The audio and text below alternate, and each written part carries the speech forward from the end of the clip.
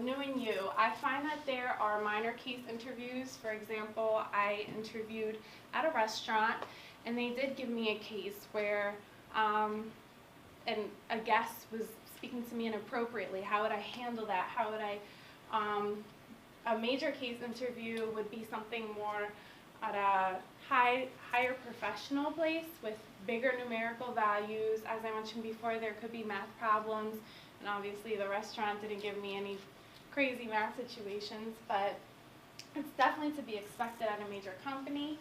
Some things that I've learned is how much preparation it really takes to do a case interview. Of course, everybody likes to practice for any type of interview that they're going to have, but for case interviews specifically, you really have to do your research and find sample questions. And you know, once math's involved, that just intimidates me. So, like I said, the skills that are going to be shown too, I think it brings a lot out of you that you didn't know you were capable of. So I think that preparing for that is, you know, really critical in order to master it and potentially get the job that you're looking for. So now I will introduce Alex Couric. Thank you. So for my interview type, I will be talking about Skype interviews, which some people may think are not as nerve-wracking as being face-to-face with a person and being in an enclosed room, but it's definitely important to be prepared for them.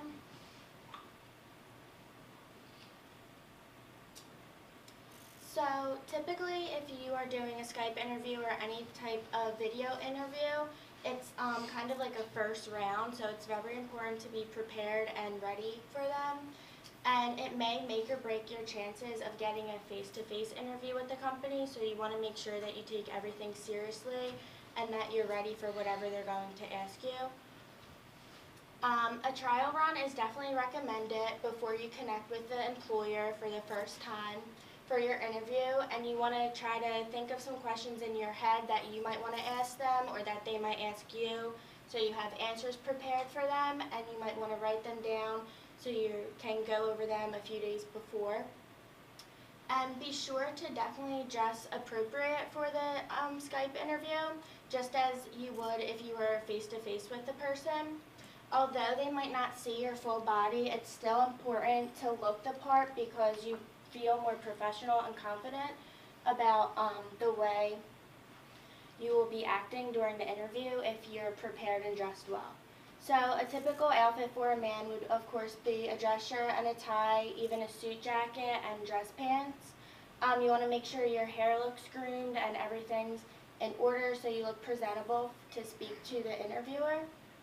And for women, the same thing, obviously a dress or a blouse or a blazer. You want to definitely make sure that you're fully dressed and ready to go. You want to make sure that your hair looks good and that your makeup is appropriate for the interview as well. Some problems that you might have with a Skype interview or a video interview would be poor internet connection, which could delay or even affect the full quality of the video. So you want to make sure that you are definitely connected to a good Wi-Fi before you start your interview, so there's no problems beforehand with the internet.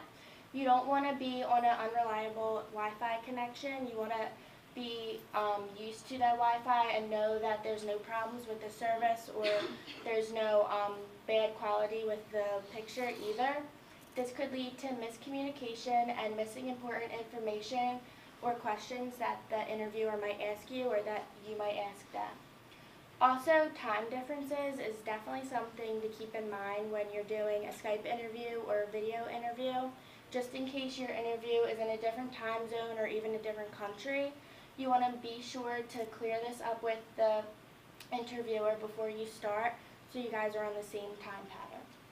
You want to be logged into your computer about 15-20 minutes beforehand so you know everything's set up and that you're on time for the call to come in. And also make sure to clarify whether they call you or you would be calling them. Normally they would call you, but it's definitely good to ask to make sure that you're prepared. For the background of your camera screen, you want anything inappropriate out of the way that might not be good for a work environment, and you definitely want to be sitting in a well-lit area so that the interviewer can see your face and make sure that everything is clear and ready to go. Some sample questions that we talked about earlier would be just simple questions for like a first round interview, what you're interested in, why you're interested in the company, personality traits, and any prior experience that you have in the background that the company's working in. Also, they might ask you if you're put in a certain situation, how would you react, and what you would contribute to the workplace. Just kind of basic stuff for them to get to know you better, and so that you can connect more on a personal basis for a further interview if you were called back for one. Some tips that we have for a successful Skype interview would definitely be to have a professional username. Some people might have Skype before the interview, and they might have like something from 6th grade or something when they were younger. You definitely don't want to take that into the work environment. You want to make sure they take you seriously. And as we talked about before, you want to remain eye contact through the whole thing. If you're not looking directly at the person, they might think that you're like not professional, that you don't know what you're talking about, or that you're distracted by something in the background, which could definitely be a downfall for your interview. Also, before you use your computer or laptop, you want to test your microphone and make sure that it works with the connection that you're on. Some computers, you need to allow the access to work properly, and that could be a big downfall if you guys are not able to hear each other throughout the interview. Wherever you are, whether it's in your house or your library, you want to keep distractions away when you're recording. So if you have a pet at home, if you have any loud noises in the background or any other distractions, you definitely want to keep them away and just enclose yourself in a room instead of being in a noisy environment.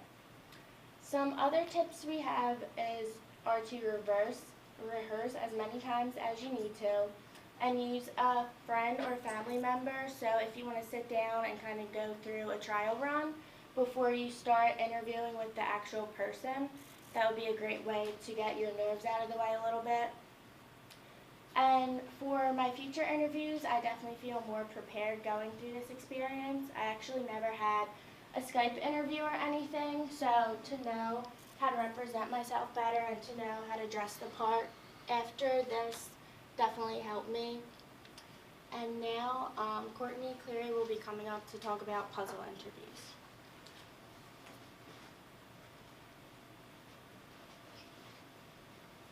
Hi everyone, my name's Courtney, and I'm going to talk to you about puzzle interviews like Alex just said. With puzzle interviews, they're kind of similar to what Gabby was talking about in terms of case interviews, but puzzle interviews don't have to be relevant to the job at all. These are more brain teasers, things to really get you thinking, and a lot of times they have really nothing to do with the line of work you're going to be entering into, but they're set up similarly to a case interview where you need to be asking questions, you need to come prepared, but it's also difficult to prepare when really nothing is out of the question. These interviews were made popular by Microsoft, and we normally, when we think of them, relate them to technology companies, but now a lot of industries have started doing this. Even the armed services, you have consulting firms that are going to do this a lot, and insurance agencies. And what these all have in common is it's going to be companies with a lot of competition. For the most part, people applying to places like Google, things like that, they're going to be more than qualified for the jobs. This is just a way to see how people can think on their feet and really stand out when the pool of applicants is going to be really strong. These types of interviews don't really have much structure to them. They, like I said, nothing's really out of bounds, and in that way they can be hard to kind of have a rubric for as to who's doing well and who isn't, because the types of answers that candidates are going to come up with are really going to be all over the place. With this, they're trying to measure creativity, flexibility, critical thinking, and your intuition. So it's not necessarily the answer that you do give, it's how you get there. It's important to think out loud. And really just they want to analyze your thought process and get to the bottom of if you can think on your feet. And obviously this is a high pressure situation. For these, you really need to expect the unexpected. Like I said, the questions don't need to be relevant to your field at all. and they can be really out of the blue, whatever they're going to ask you. There's a bunch of brain teasers out there, so even if you look them up, there's no way you can memorize the answer to all of them. So with that, it's important to relax. You can't rehearse these answers in your head. You don't know what they're going to throw at you. So going into these interviews knowing that you can't really do too much to prepare is important. You need to keep your composure because it will be a high-stress situation. How you can somewhat prepare is look up sample questions online. That's what I did when I was trying to kind of group these, but they're really all over the place. But searching for them will give you something to kind of put into bounds. It'll give you the idea, the types of questions that they're going to throw your way, and so you can start to rehearse answers in your head and get into the mode of critical thinking. Some examples of questions that I found were, how many ping pong balls can fit inside a limousine?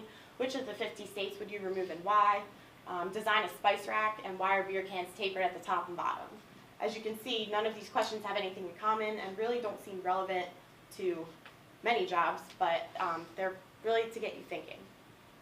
So you want to get in the mode of digesting the question, using your critical thinking skills and creativity, and sit down with a friend. Mock interviews are really important for this because if someone is coming at you with just really unexpected questions and you're forced to sit there and come up with an answer, it's going to help you to better prepare.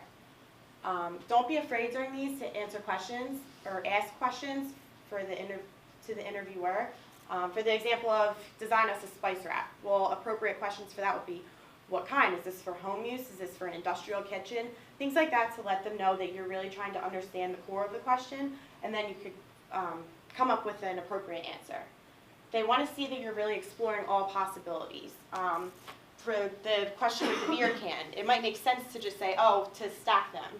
You know, the tapered edges help you to stack things like that up. Well, why would they design a container specifically for that when stacking isn't really one of the main purposes? So they want to make sure you're exploring every possibility, and thinking outside of the box is really important too. You don't want to go for the obvious answer. They have a lot of highly qualified candidates that are able to think on their toes, so you need to reach for something that maybe wouldn't be so obvious to present to the company.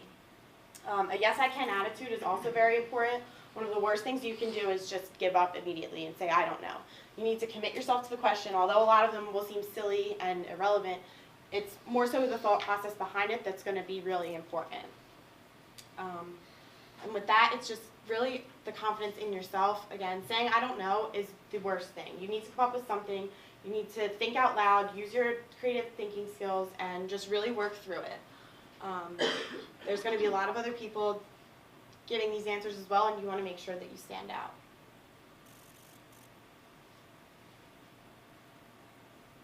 With these types of interviews, they're not as common. Only 8% of companies really use these. Again, it's going to be for the technologically advanced companies, consulting firms, things like that, where a higher level of thinking is really important. So it's not necessarily something that you're going to come across a lot, but it is important to familiarize yourself because you don't know if someone could incorporate that in. For my experience, I've never experienced a puzzle interview, but I feel like just knowing that that exists gives all of us an edge. You wouldn't expect to go into an interview and ask, how many ping pong balls can you fit inside of a limousine? How many toothpicks would make up the Eiffel Tower? But knowing that that's a possibility gets your brain working in a different type of way.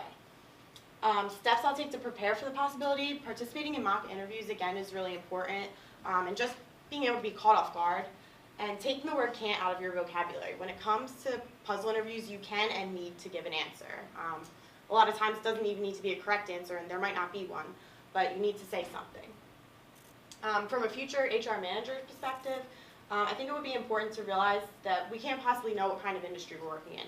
Any one of us could move to Silicon Valley, and this would be the standard for interviews.